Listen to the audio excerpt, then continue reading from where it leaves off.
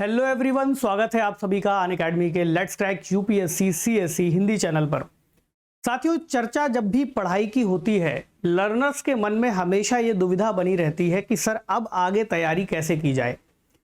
क्योंकि अभी हाल ही में यूपीएससी की प्रारंभिक परीक्षा कंप्लीट हुई है, ऐसे में जून का महीना शुरू हो गया है और लगभग अगले मई जून के समय के आसपास आपका प्रीलिम्स का एग्जाम होगा। सवाल यह है कि सर ये जो पूरा एक साल का समय हमें मिलने वाला है, इस दौरान क्या करें कि हमारा प्रीलिम्स निकल जाए। और क्योंकि प्रीलिम्स निकलना केवल एक पहली सीढ़ी होता है, ऐसे में ऐसा क्या करें कि हमारा मेंस भी निकल जाए और संभावना इसकी भी बन जाए कि सर इंटरव्यू तक अगर पहुंचे तो कम से कम इतनी तैयारी हमारी हो चुकी हो कि इंटरव्यू के दौरान पैनलिस्ट हमें कम से कम अच्छे मार्क्स दे करके विदा करें। तो साथियों, जितना महत्वपूर्ण इस परीक्षा को पास करना है, उससे भी ज़्यादा महत्वपूर्ण इसकी तैयारी के लिए एक रणनीति बनाना है। लर्नर्स कई बार इस दुविधा में रहते हैं कि सर तैयारी की रणनीति कैसे बनाई जाए। आज के इस डिस्कशन में हम अगले एक साल के लिए महीनेवार एक एक खंड करके विस्तार से जानेंगे। तैयारी की प्रक्रिया में वो कौन सा समय होगा जब आपको प्रारंभिक परीक्षा पर ज़्यादा ध्यान देना है या उससे जुड़े हुए प्रश्न पत्रों को सॉल्व करना है, उसकी स्ट्रेटजी के हिसाब से तैयारी करनी है। जब आप मुख्य परीक्षा तक पहुंच रहे होंगे तो मुख्य परीक्षा के दौरान ऑप्शनल कब से सिलेक्ट कर लेना है, ऑप्शनल कब तक कंप्लीट कर लेना है, उसका रिवीजन कब तक हो जाना चाहिए। साथ ही साथ प्रीलिम्स के जो मॉक टेस्ट है, मेंस के जो मॉक टेस्ट है, वो कब तक हम सर कंप्लीट कर लें, है ना। निबंध का पेपर आएगा, निबंध में कब से लिखना शुरू कर दें। मेंस के लिए 2 कंपलसरी पेपर लगे हुए हैं, उनकी तैयारी सर किस तरह से होगी, वगैरह वगैरह। तो चलिए आगे बढ़ते हैं और पहले परीक्षा का परिचय प्राप्त करते हैं कि आखिरकार परीक्षा है क्या। थोड़ा सा परिचय प्राप्त करके ही फिर हम इस बारे में बात करने की स्थिति में आ जाएंगे कि आखिरकार तैयारी कैसे की जाए। तो सिविल सेवा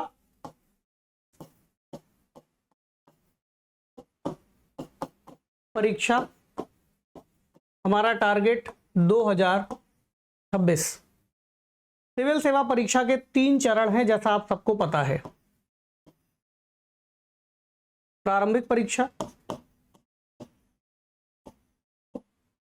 मुख्य परीक्षा और साक्षात्कार, पर्सनैलिटी टेस्ट। तो आमतौर पर इन चरणों की तैयारी हम अलग अलग करने की कोशिश करते हैं।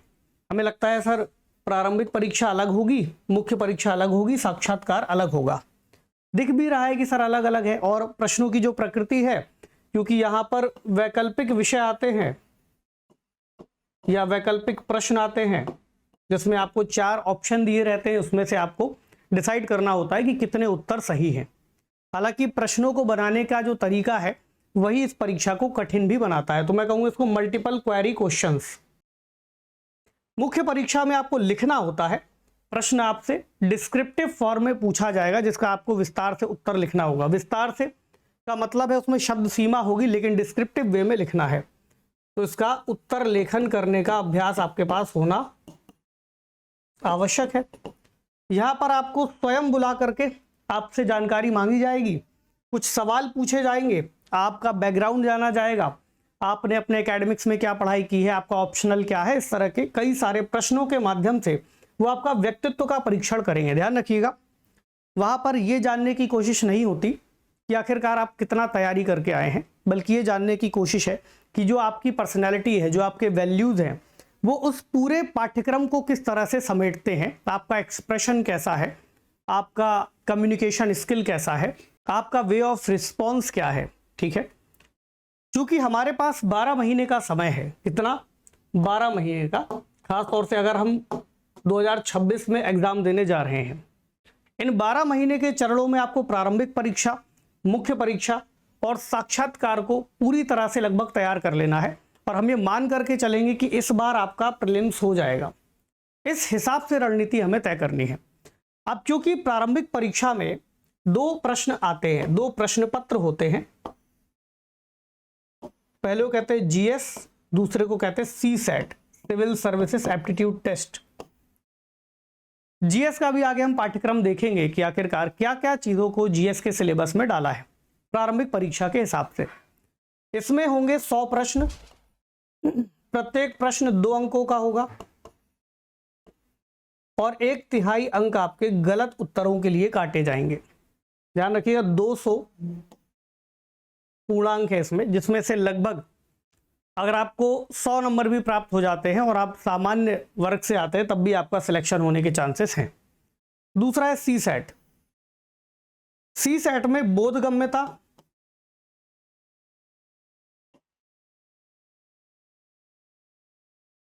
गणितीय ज्ञान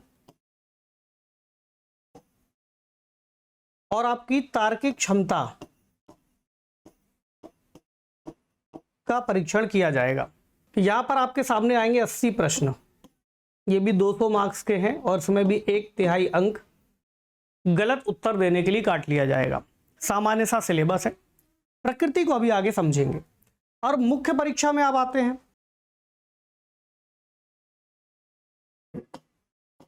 जब आप प्रीलिम्स क्वालिफाई कर लोगे या जो भी लर्नर्स प्रीलिम्स को क्वालिफाई करते हैं वो पहुंचते हैं मुख्य परीक्षा में। मुख्य परीक्षा का सिलेबस समझना बहुत महत्वपूर्ण है। जो आपका पहला प्रश्न पत्र है वो है निबंध,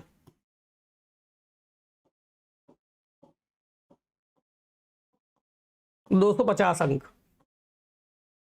दूसरे आपके जो प्रश्न पत्र हैं वो है जीएस के 4 पेपर 1, 2, 3 एंड 4, 250 नंबर्स ईच, यानी 250 अंकों के एक प्रश्न पत्र होगा, कुल मिलाकर के 1000 अंक। उसके बाद वैकल्पिक विषय,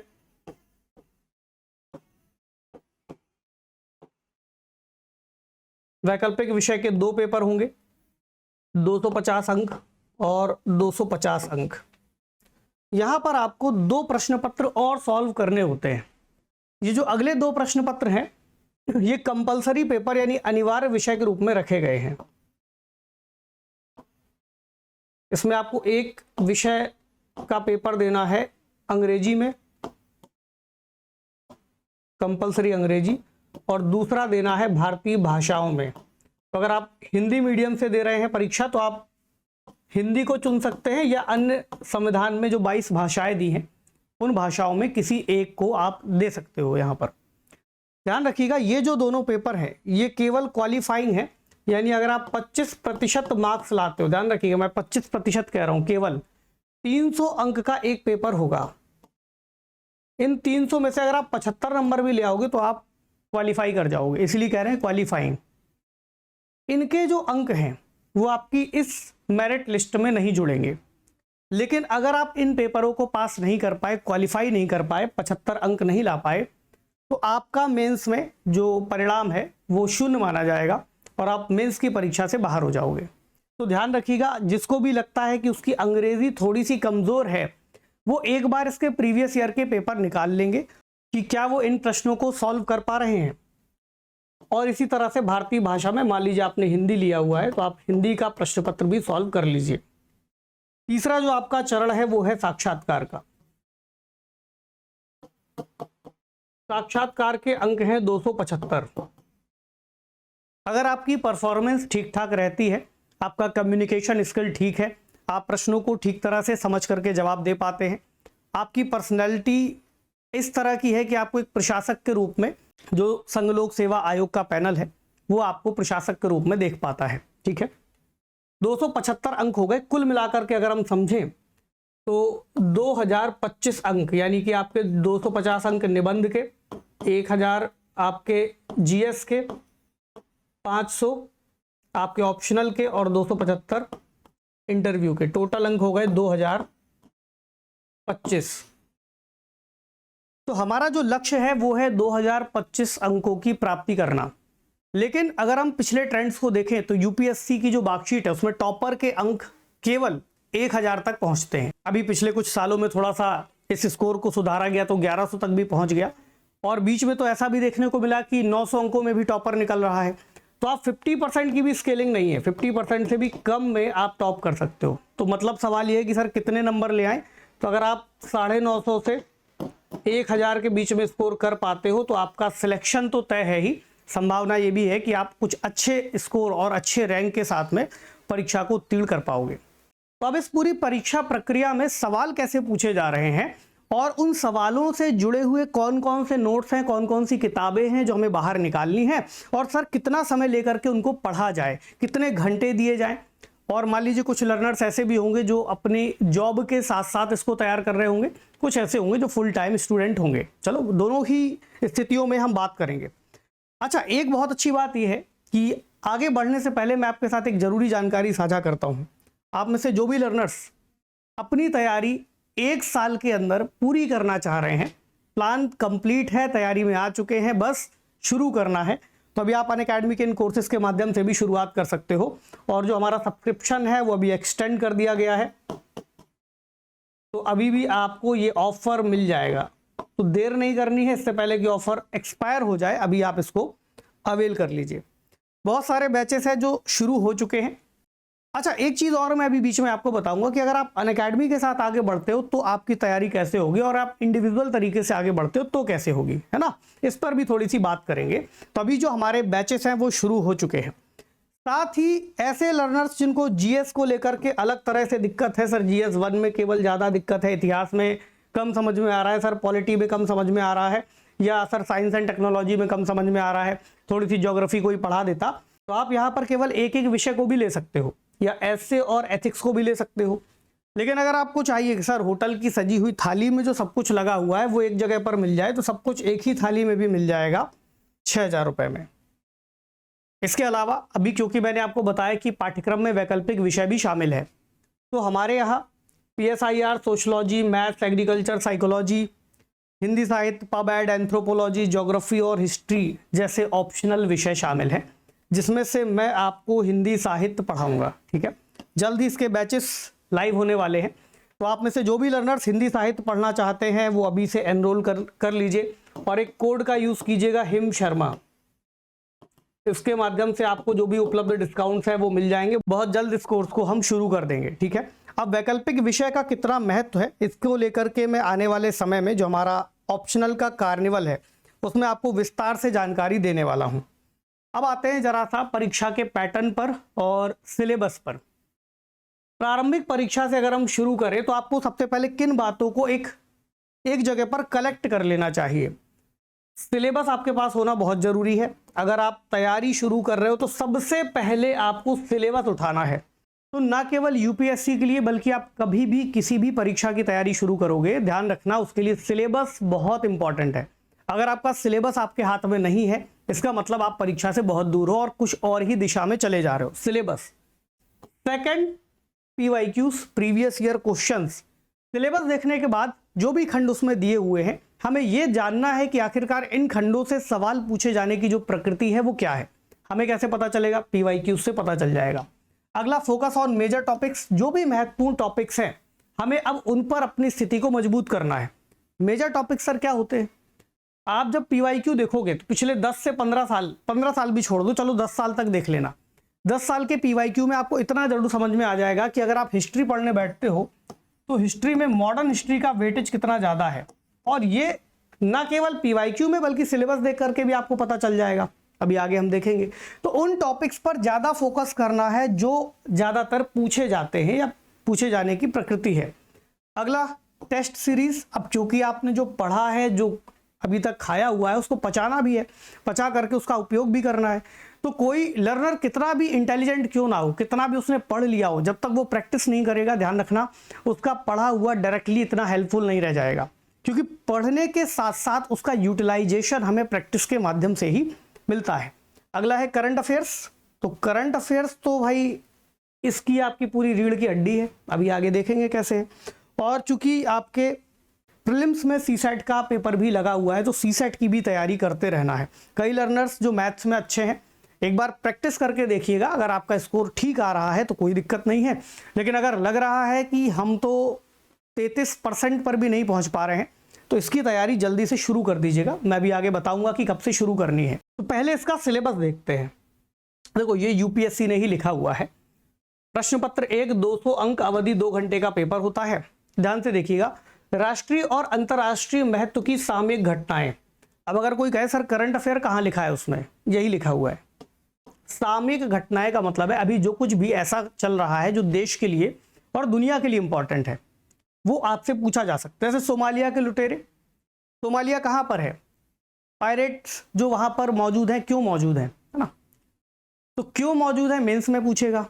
यहाँ क्या पूछेगा, यहाँ पूछेगा सोमालिया की लोकेशन क्या है, वो जल संधियाँ कौन सी हैं जहाँ से लाल सागर से होकर के ट्रेड रूट आपका जाता है। अगर भारत के दक्षिण में जाओगे तो मलक्का स्ट्रेट कहाँ पर है।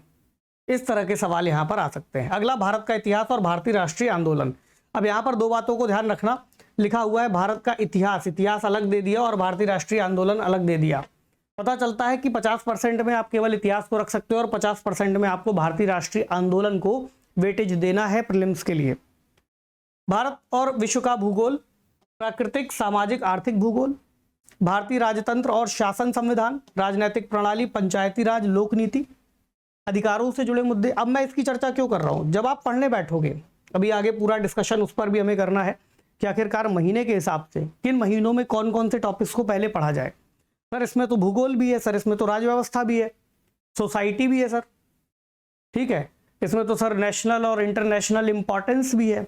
शुरू सर कहाँ से करेंगे, क्या इतिहास से करें, भूगोल से करें, इकोनॉमी से करें, जनरल साइंस से करें, है ना। ये सर जो कीवर्ड लिखे हुए हैं, संविधान, राजनीतिक प्रणाली, पंचायती राज, इनका अपने आप में कितना वेटेज है। कीवर्ड को इतना ही क्यों लिखा सर, ये तो बहुत बड़ा है। क्योंकि मैं आपको पॉलिटी भी पढ़ाता हूँ, इसलिए पॉलिटी में जब आप देखते हो तो ये तो बहुत सारे टॉपिक्स आते हैं उसमें, इसमें तो सर 3-4 ही लिखे हैं, तो इसका क्या मतलब समझना है। आर्थिक और सामाजिक विकास में सस्टेनेबल डेवलपमेंट, गरीबी यानी पॉवर्टी, इंक्लूजन, डेमोग्राफी, और सामाजिक क्षेत्र में की गई पहल यानी कि आपकी सरकार की योजनाएं यहीं से तो निकल रही है। पर्यावरण पारिस्थितिकी में बायोडायवर्सिटी, जीव जंतुओं के बारे में, उनका IUCN स्टेटस, मौसम का परिवर्तन संबंधी सामान्य मुद्दे जिनके लिए विषयगत विशेषज्ञता की आवश्यकता नहीं है। ये लाइन बड़ी महत्वपूर्ण है, ये आपको बताती है कि गहराई में कितना जाना है। विषयगत विशेषज्ञता का मतलब है स्पेशलिस्ट बनना। कई लर्नर्स क्लास में चाहते हैं कि सर सब बता दीजिए, कोई भी टॉपिक छूट ना जाए, सर हमें तो ज्ञान को अर्जित करना है। तो ज्ञान अर्जित करने के लिए बहुत रास्ते हैं, कोई भी विषय पर आप शोध कार्य कर सकते हैं, लेकिन अगर एग्जाम निकालना है तो विषयगत विशेषज्ञता की आवश्यकता नहीं है इस तरह के टॉपिक्स में, जनरलाइज वे में। सर कितना जनरलाइज पूछेगा, तो इसके लिए आपको क्या देखना है, प्रश्न पत्र देखना है। लेकिन मैं अभी भी आपको बता दूं, जनरलाइज वे में लिखा जरूर है, जितना किसी शिक्षित व्यक्ति से अपेक्षा की जाती है, तो अपेक्षा ठीक ठाक है। ये मत सोचिएगा कि बहुत हल्का फुल्का है, या हमने कभी 10th में पढ़ा था, 12th में पढ़ा था, ग्रेजुएशन में पढ़ा था, आज काम कर लेंगे पूरा, भूल भी गए होंगे, प्लस उसकी डेप्थ थोड़ी ज्यादा है। तो सब्जेक्ट पर जो आपकी पकड़ है वो ठीक ठाक होनी जरूरी है, और उसका जो स्केल है वो समझना पड़ेगा। हो सकता है आपने इतना पढ़ाओ इतना पढ़ाओ, यहाँ पर पूरा पढ़ना पड़ेगा, ठीक है। और सामान्य विज्ञान, ये भी मेरा विषय है, मैंने आपको पढ़ाया हुआ है सामान्य विज्ञान। तो जनरल साइंस केवल जनरल साइंस तक नहीं है, बल्कि टेक्नोलॉजी पर पूरी तरह से विस्तारित है, और टेक्नोलॉजी ओवरलैप करती है जनरल साइंस को, ध्यान रखिएगा। चलिए, ये हो गया आपका GS, ये हो गया आपका CSAT। तो बोधगम्यता, संचार कौशल, इंटरपर्सनल स्किल, तार्किक कौशल, analytical approach, decision making, problem solving, आपकी सामान्य मानसिक योग्यता और अंकों की समझ, बेसिक रूप से इसको आपके सिलेबस में डाला है। प्रश्न पत्रों को देख करके आपको पता चलेगा कि आखिरकार प्रश्न कैसे पूछे गए हैं। आसान नहीं है, अभी भी मैं समझा करके चल रहा हूं। उसके बाद यही पूरी प्रक्रिया आपको फॉलो करनी होगी मेंस के संबंध में। Syllabus, PYQs, answer writing practice और टेस्ट, ये तो हो गया आपका पार्ट प्रैक्टिस वाला, ये आपकी पढ़ाई का part. Focus on major topics मतलब GS, निबंध, आपका optional, compulsory paper, current affairs, mains का आपका टॉपिक यहां से पूरा पूरा बनता है। लेकिन बड़ी दुविधा तो यही है कि सर इनको कवर कैसे करें। GS भी है, करंट अफेयर भी है, ऐसे भी है, ऑप्शनल भी है, कंपलसरी भी है। तो UPSC 2026 की 12 महीने की तैयारी की रणनीति सीधे तौर पर समझिएगा। मैंने आपसे बार बार यही कहा, सबसे पहले उठाइए सिलेबस, बिल्कुल प्रैक्टिकल वे में, सीधा सिलेबस उठाइए, उसको पढ़िए। उसमें आपको पता है कि टॉपिक लिखे हैं और टॉपिक में मौजूद है एक एक शब्द। ये जो जितने शब्द आपको सिलेबस में मिलेंगे, चाहे वो प्रीलिम्स का हो या मेंस का हो, तो मेंस का सिलेबस और भी ज्यादा विस्तारित है, ठीक है। उसमें एक एक शब्द महत्वपूर्ण है और हर एक शब्द अपने आप में एक हेडिंग बनेगी। हर एक शब्द आपका एक हेडिंग है। हेडिंग किस सेंस में कि अगर लिखा है शासन व्यवस्था, मतलब गवर्नेंस के अंदर जितने भी विषय आ सकते हैं, जैसे गुड गवर्नेंस, जैसे लोकपाल की व्यवस्था, है ना, जैसे शासन प्रणाली के अंतर्गत सरकार के फंक्शन कैसे हैं। अगला शब्द लिखा हुआ है संविधान, सिर्फ संविधान लिखा हुआ है। तो संविधान का मतलब अब आप समझ जाइए पूरा कॉन्स्टिट्यूशन किस सेंस में, कब बना,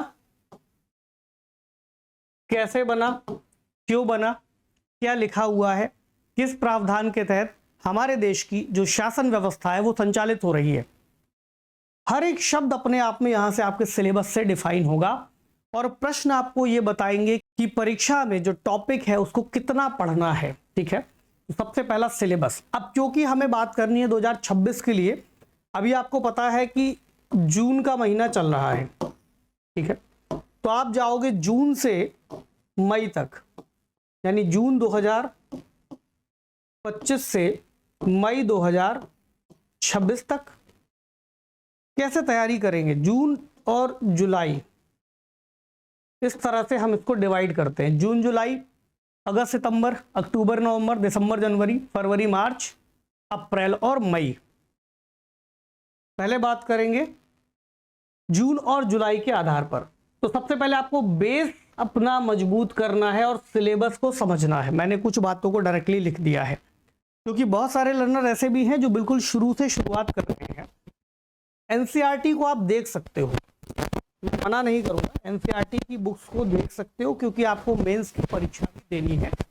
तो एनसीईआरटी को पढ़ के ना केवल प्रीलिम्स में हेल्प मिलती है बल्कि मेंस में भी हेल्प मिलती है। प्लस आपको अवधारणाएं पता चलती हैं, कॉन्सेप्ट समझ में आते हैं। खुद से पढ़ सकते हैं, बहुत सामान्य बुक है, फिर भी अगर समस्या है तो आप किसी प्लेटफॉर्म को ज्वाइन कर सकते हो जहां पर एनसीईआरटी को 12th स्टैंडर्ड के बच्चों के लिए ना पढ़ा करके यूपीएससी के लिए समझाया जाएगा। दूसरा current affair. Sir current affair में क्या कर सकते हैं हम, न्यूज़पेपर पढ़ सकते हैं।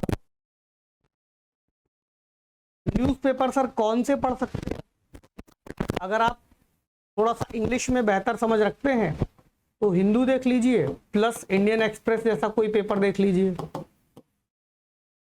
इसके अलावा सर कब से पढ़े, यहां से शुरू कर सकते हो आप। डेली न्यूज़पेपर तो आप जब तैयारी नहीं भी कर रहे थे तब भी पढ़ सकते थे, तो अभी भी आप पढ़ सकते हो। ठीक है, इसको जरूर से देखना शुरू कर दीजिए और प्रारंभिक परीक्षा के लिए बेसिक विषयों को पढ़ना शुरू कर दीजिए। अच्छा, चूंकि जून और जुलाई चल रहा है, अभी आपने प्रीलिम्स पर फोकस शुरू कर दिया है, तो सर अभी मेंस के लिए क्या 3-4 महीने वेट करेंगे? वेट नहीं करेंगे, यहां से ही आपका मेंस का भी फोकस शुरू हो जाएगा क्योंकि प्रीलिम्स और मेंस अलग अलग नहीं है, एक ही है। जीएस के 4 पेपर, इनका सबसे पहले सिलेबस पढ़िए क्या लिखा हुआ है। जब आप प्रीलिम्स में पढ़ने बैठोगे, जैसे आपने पॉलिटी पढ़ा है, प्रारंभिक परीक्षा में भी है, मेंस में भी है। अब आप एनसीईआरटी पढ़ रहे हो, एनसीईआरटी में कोई अवधारणा आपने पढ़ ली, मान लो आपने पॉलिटिकल सिस्टम पढ़ा है ना, दल बदल को पढ़ा, दल बदल में किस तरह से पहले घटनाएं हुई हैं, दल बदल कानून क्यों लाया गया, इसका क्या इम्पैक्ट है ना। तो दलगत राजनीति में आप समझ पाओगे कि प्रीलिम्स में कैसा सवाल निकल सकता है। जैसे इस बार पूछा कि क्या राजनीतिक दल जैसे किसी शब्द का वर्णन किया गया है संविधान में, है ना, किया गया है, कई जगह पर है। अब यहाँ पर क्या पूछ सकते हैं कि भाई दल बदल की प्रक्रिया लगातार हमें देखने को मिलती है। मैं आपको पुराना एक एग्जाम्पल बताता हूँ कि दल बदल की प्रक्रिया को किस तरह से हम मैनेज कर सकते हैं या किस तरह से मैनेज किया गया है। तो आपने देखा कि अगर कोई एक व्यक्ति अपने दल को छोड़ करके दूसरे दल में शामिल हो जाता है, चुनाव जीतने के बाद उसकी सदस्यता समाप्त हो सकती है। चीजें वही है, केवल प्रश्न पूछने की प्रकृति यहाँ पर बदलेगी।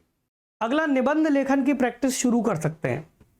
सर निबंध तो हमने कुछ पढ़ा ही नहीं है, हम तो बहुत बुरा निबंध लिखते हैं। पहले कभी लिखा हुआ था सर गाय पर कि गाय हमारी माता है और उस तरह से 4 पैर होते हैं। लिखने बैठिए, इससे बेहतर ही लिख पाएंगे, है ना। शुरुआती दौर में क्योंकि अब आपके पास यहाँ पर डाउनलोडिंग शुरू हो गई, ध्यान से सुनना, जीएस वाले पेपर आपने पढ़ना शुरू कर दिए हैं। ये सोचकर नहीं लिखना है कि आज ही मुझे यूपीएससी का सबसे बेहतर निबंध लिख करके आना है। ये सोचना कि आज से मुझे केवल निबंधों की प्रकृति को समझना है, यहाँ पर जो भी चीजें पढ़ते जाना है वो यहाँ पर अप्लाई करते जाना है। शुरुआत में आप चाहो तो थोड़े छोटे निबंध लिख सकते हो और बाद में फिर इनका विस्तार यूपीएससी द्वारा दी गई शब्द सीमा तक किया जा सकता है। कितने लिख लें? वीकली एक निबंध भी अगर आप बनाने लग जाओगे, लिखने लग जाओगे, फ्रेम करने लग जाओगे तो आपका काम शुरू हो जाएगा। और यही वो सही समय है जब आपको अपना ऑप्शनल डिसाइड कर लेना है। ठीक है, तो ये सब की शुरुआत आपकी जून जुलाई के महीने के भीतर हो जानी चाहिए। ध्यान रखिएगा, तैयारी बड़ी है, इसलिए जितना आप आराम से बैठ करके चीज़ों को ग्रास्प करोगे, चीज़ों को ग्रहण करोगे, उतना ही वो आपको आगे के लिए फायदेमंद होगा। तो जून जुलाई के महीने का काम इस तरह से होगा। डेली 6 से 8 घंटे तक अगर आप निकाल पाते हैं तो निकालना आपके लिए ज़रूरी होगा। 6 से 8 घंटे ही मैं मांग रहा हूँ, खासतौर से उनके लिए जो पूरी तरह से तैयारी में लगे हुए हैं। अब यहीं पर उनकी भी चर्चा हो सकती है जो लोग कहीं पर नौकरी कर रहे हैं, नौकरी के साथ साथ अपनी तैयारी को भी शुरू करना चाहते हैं। तो हमारा जो तरीका रहेगा वो वही रहेगा, बस आपको यहाँ पर अपने रोजगार के बाद जो कुछ समय बचता है थोड़ा सा आपको एनर्जी बढ़ानी पड़ेगी और आप यहाँ पर 4 घंटे तक का समय, 3 से 4 घंटे का समय शुरुआत में निकालना शुरू कर दीजिए। ठीक है, यकीन मानिए जब प्रेशर में कोई चीज़ होती है, प्रेशर में हम कुछ पढ़ते हैं तो हम कम समय में ज़्यादा आउटपुट दे पाते हैं। तो ये मत सोचिएगा कि यहाँ पर 6 से 8 घंटे देने हैं, हमारे पास 4 से 5 घंटे हैं, आप भी कर लेंगे, है ना। तो अपने अंदर भरोसा और कॉन्फिडेंस दोनों ही बना करके रखना है। यहाँ पर आपको ध्यान देना है 50% आपका समय यूटिलाइज होगा एनसीईआरटी पर, 30% यूटिलाइज होगा करंट अफेयर पर और 20% यूटिलाइज होगा आपके ऑप्शनल पर। और जो जो टॉपिक आप कंप्लीट करते जाओ, जैसे आपने एनसीईआरटी का कोई टॉपिक पढ़ लिया, चैप्टर पढ़ लिया, वहीं पर उसका एक एमसीक्यू सॉल्व कर लो, जो भी जितने भी उससे जुड़े हुए हो सकते हैं। तो उसी बुक में आपको चैप्टर के बाद एमसीक्यूज मिल जाएंगे, उनको सॉल्व जरूर करके आगे बढ़िए। तो यहाँ से आपका फाउंडेशन हो चुका है स्टार्ट और आप जून और जुलाई के महीने को यूटिलाइज कर चुके हो। अब आते हैं अगस्त और सितंबर 2026 के महीने में। अब आपको प्रीलिम्स पर फोकस थोड़ा सा सब्जेक्ट वाइज बढ़ाना है। एनसीईआरटीज अगर कंप्लीट हो गई है तो ठीक है, नहीं हुई है तो अब आप थोड़ा सा ऐसी बुक्स की ओर आगे बढ़ जाओ जो बुक्स स्टैंडर्ड बुक मानी जाती है। जैसे मान लो इतिहास आपको पढ़ना है, बिपिन चंद्रा पढ़ लीजिए। मान लीजिए किसी विषय या किसी टॉपिक को समझने में समस्या आ रही है, आप एजुकेटर से हेल्प ले सकते हो। ठीक है, अगर आप क्लास में हो तो फिर तो कोई दिक्कत ही नहीं है। तो ये जो आपके विषय हैं ये क्लास में डे बाय डे और टॉपिक के हिसाब से ही डिज़ाइन किए गए होते हैं, प्लान किए गए होते हैं। वहाँ पर आपका एफर्ट बचता है जो टीचर आपको करके देंगे, बस आपको बैठना है, समझना है। लेकिन वहाँ पर भी ध्यान रखिएगा, पका पकाया खाने की आदत नहीं डालनी है। टीचर्स जो पढ़ाते हैं उसको ओपन माइंड से समझना है, समझने के बाद कोई सवाल निकलता है उसको वहीं पर सॉल्व करना है, प्रीवियस ईयर के क्वेश्चन देख लेने हैं, है ना। खुद से भी कुछ एक्टिविटीज़ करनी पड़ेगी, बैठ करके केवल इतना ही नहीं देखना कि टीचर ने पढ़ा दिया वो चले गए अब आपका काम खत्म हो गया, नहीं, वहाँ से आपका काम शुरू होता है। जहाँ पर कॉन्सेप्ट खत्म वहाँ से आपका काम शुरू। भूगोल, पॉलिटी, करंट अफेयर्स। तो शुरुआत आप कर सकते हो इतिहास पढ़ने से, क्योंकि इतिहास वो विषय है जहाँ से आपको जानकारी शुरू होती है कि भाई पहले कैसा था, पूर्वज क्या करते थे, राजा कौन कौन से थे, शासन व्यवस्थाएं कैसे विकसित होना शुरू हुई। तो इतिहास से आपको जानकारियां मिलेंगी। कहाँ पर था, हर इतिहास का एक भूगोल होता है, क्योंकि भूगोल के बिना इतिहास संभव नहीं है। भाई कुछ भी घटित हुआ, कुछ भी घटित हो रहा है या कुछ भी घटित होगा, ज्योग्राफी में ही होगा। आपकी पृथ्वी से बाहर थोड़ी ये सब चला जाएगा। या अभी हमारे पास ऐसे कोई इतिहास है भी नहीं कि हम मंगल ग्रह का इतिहास पढ़े। तो ज्योग्राफी में आपको समझना है कि कहाँ का क्लाइमेट, कहाँ के लैंड, कहाँ पर ओशियन, कहाँ पर खनिज संसाधन, और ये सभी चीजें भी इतिहास को तय करती हैं। साम्राज्यों के विस्तार इसी आधार पर हुए हैं और इनके माध्यम से आपकी जो शासन प्रणाली, शासन संरचना है वो निकलती है। और उसी बीच में आपको करंट अफेयर लगातार पेपर्स में देखने को मिलते रहेंगे। तो करंट अफेयर्स को भी यहाँ पर कंप्लीट करते रहना है। फिर आना है मेंस पर। तो चूंकि आपके मेंस भी इसी तरह से शुरू हो चुका होगा प्रॉपर टॉपिक वाइज, तो आधुनिक भारत और विश्व का इतिहास आपको यहाँ पर देखना है।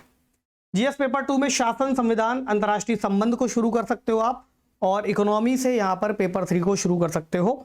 ऑप्शनल का अब आपको जो कवरेज है वो बढ़ा देना है, क्योंकि आप अगस्त सितंबर पर आ गए हो। तो मैं ये मान रहा हूँ कि दिसंबर तक आपका ऑप्शनल कंप्लीट हो जाना चाहिए। तो 50% तक का कवरेज आपका यहाँ पर हो जाए। फिर हम आ जाएंगे रणनीति पर। तो अब आपको अपनी तैयारी के जो घंटे हैं वो भी बढ़ा देने चाहिए, आपको अपनी सिटिंग को बढ़ा देना चाहिए। 8 से 10 घंटे की पढ़ाई रोजाना करनी ही करनी है। वो लर्नर्स जो नौकरी के साथ तैयारी कर रहे हैं वो चाहें तो थोड़ा बहुत 5 घंटे तक का समय अगर पॉसिबल हो तो निकालें, नहीं तो अपनी इंटेंसिटी को बढ़ा दें, है ना। समय आपको 40% अब प्रीलिम्स पर देना है, 40% मेंस पर देना है, 20% वैकल्पिक विषय पर देना है। ये बीच का समय है जब आपको प्री और मेंस दोनों पर बराबर वेटेज लगभग रखने हैं। प्रीलिम्स की टेस्ट सीरीज लगाइए और मेंस के लिए नोट्स बनाइए, और जो भी आपके नोट्स बने वो कंसाइज हो। ऐसा मत करना कि बुक में जितना लिखा है पूरा पूरा आप नोट्स में भी फिर से लिखना शुरू कर दो। उसको शॉर्ट करके लिखना होता है। सर कैसे सीखेंगे? क्लास में आ जाओ, पढ़ाई के दौरान अपने आप आपको सिखा दिया जाएगा और आप अभ्यास करते करते अपने आप सीख जाओगे। और बिंदुवार, जैसे इतना बड़ा पैसेज है उसको आपको बुलेट पॉइंट्स में कंप्लीट करना है। 4-5 पॉइंट लिख लिए, पैसेज पढ़ लिया, आपका काम हो गया। दोबारा आपने केवल बुलेट पॉइंट्स को पढ़ा, समराइज किया और आपको फिर से पूरी कहानी याद आ गई। तो ये प्रैक्टिस आपको करनी होगी कि कैसे आप छोटे से नोट्स से इतना बड़ा विस्तार कर पाओ और इतने विस्तारित नोट्स को कैसे इतना छोटा कर पाओ। जिस दिन आप ये करना सीख गए, यकीन मानिए यूपीएससी में मेंस आपके लिए हर्डल बिल्कुल नहीं रहेगा। फिर अगला समय आएगा अक्टूबर से नवंबर का। अब आपको आ जाना है विषयों के इंटीग्रेशन पर, क्योंकि अब तक आप लगभग इतिहास, भूगोल, अर्थशास्त्र जैसे विषयों को बेसिक हद तक पढ़ चुके होंगे।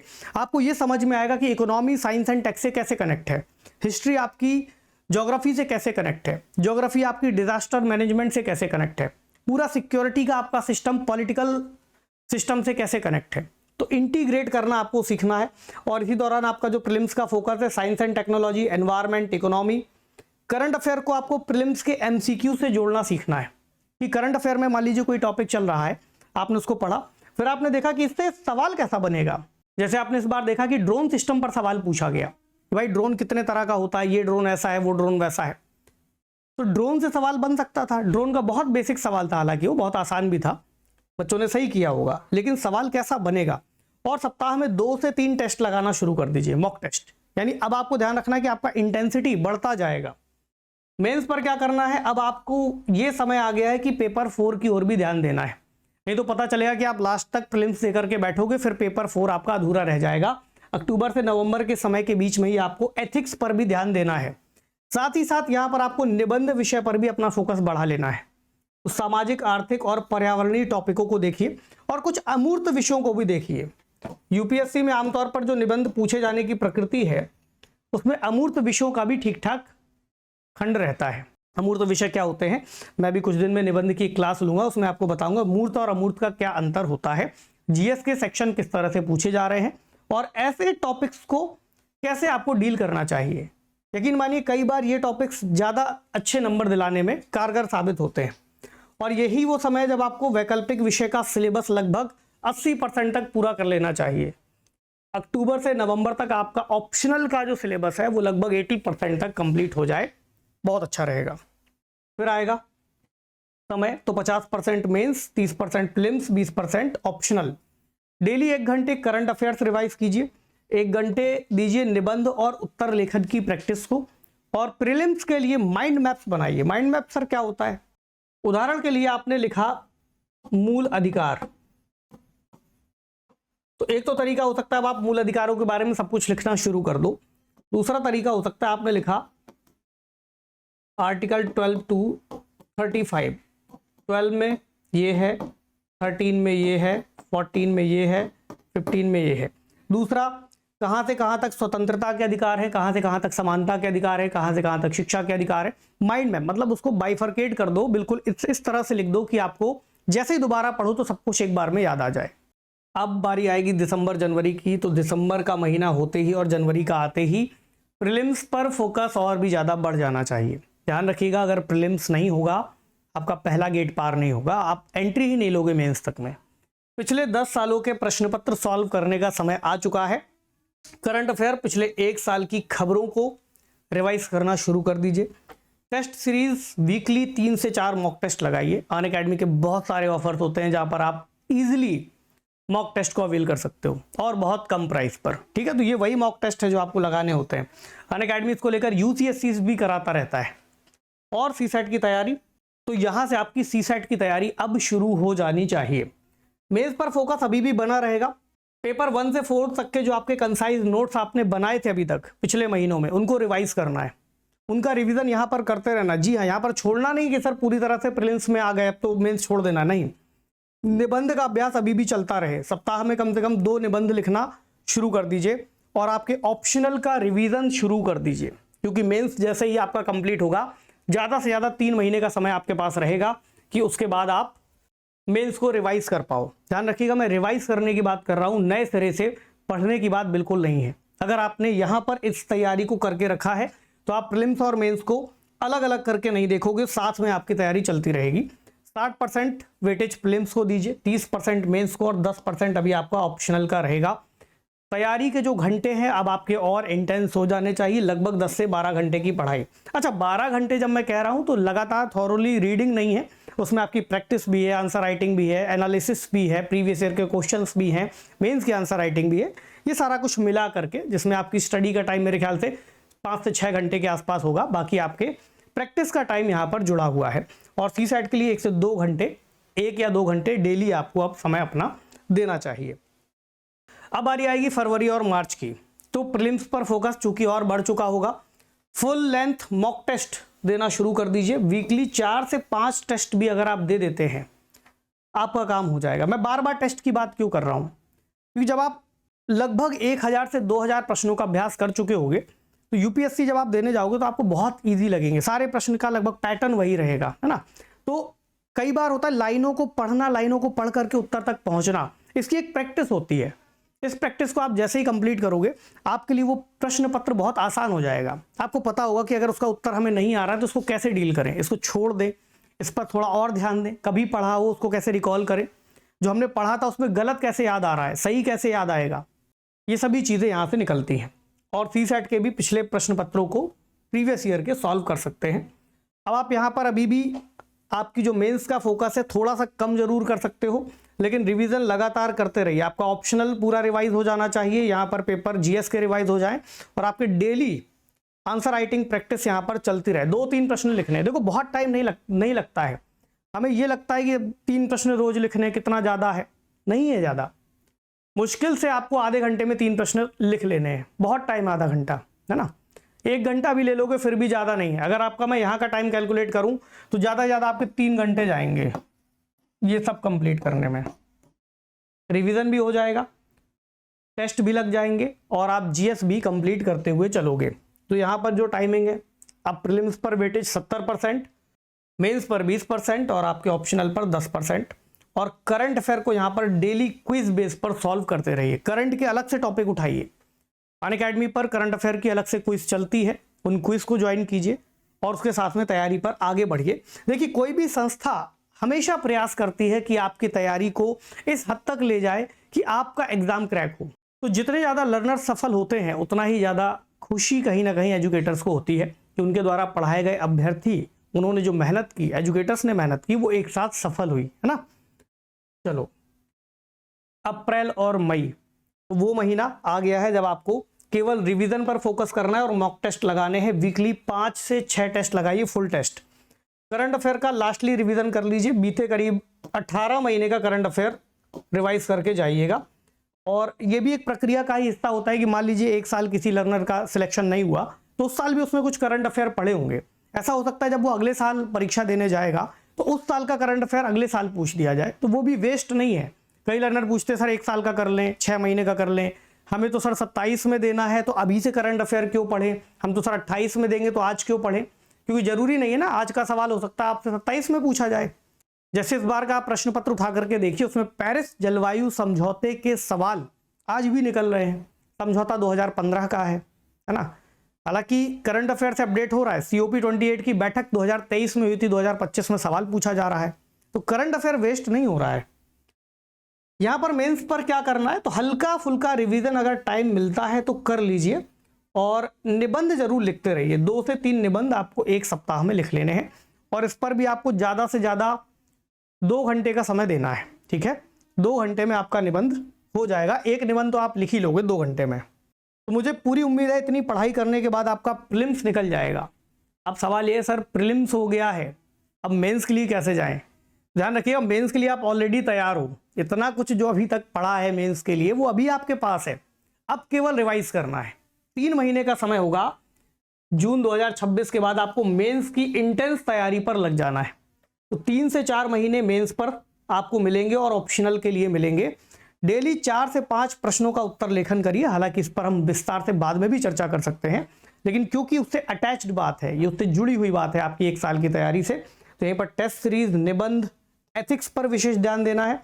क्योंकि देखो, अगर आपको नंबर गेन करने हैं, निबंध पर आप अच्छे खासे मार्क्स ला सकते हो, ठीक है। दूसरा, जीएस पेपर 4 कई बार अगर आपकी तैयारी ठीक है तो इस पर भी लर्नर से अच्छे मार्क आ जाते हैं। और आपका ऑप्शनल, मेंस में नंबर खींचने की सबसे ताकतवर स्ट्रेटजी यही है। यानी आप अपनी पूरी ताकत जीएस पेपर 1 में लगाओगे, जीएस पेपर 2 में लगाओगे और जीएस पेपर 3 में लगाओगे। 2 और 3 में मार्क्स बहुत कम आते हैं। ये बात मैं यूं ही नहीं कह रहा, आप प्रीवियस ईयर के टॉपर्स की कॉपियां निकाल करके देखिए, पता लगा बाकी सब में नंबर अच्छे हैं, बस यहाँ पर मार्क्स कम है। 60-70 मार्क्स, 80 मार्क्स, 100 तो बहुत है। 250 अंकों का पेपर है। जीएस पेपर 2 शासन, संविधान, राज्य व्यवस्था, आईआर, है ना, social justice. GS paper 3 economy, science and technology, internal security, disaster management, security, ये सारी चीजें इसमें है। अब इतने सारे विषयों को पढ़ना है तो जितना फोकस यहाँ करना है तो इनको भी कम फोकस पे नहीं रखना है, ध्यान रखिएगा। अगर आप यहाँ पर भी अच्छी मेहनत करते हो तो भी आप काफी हद तक इनके नुकसान को मैनेज कर ले जाओगे। तो इसके बाद अगला चरण, जब आप लोग मेंस क्वालिफाई कर लोगे तो फिर साक्षात्कार का मौका आएगा। उस दौरान बहुत सारे मेंस के मॉक इंटरव्यू प्रोग्राम चलते हैं, आप वहां पर इसे ज्वाइन कर सकते हो। तो कमेंट सेक्शन में जरूर बताइएगा कि इस तैयारी को आप किस तरह से फॉलो कर पाओगे, या अगर आपके पास कोई और सुझाव हो तो आप वो भी कमेंट सेक्शन में लिख सकते हो। कोई और इंडिविजुअल सवाल हो आप वो भी मुझे बता सकते हो। ठीक है, तो आज के लिए इतना ही, मिलते हैं आपसे अगले वीडियो में। Thank you so much.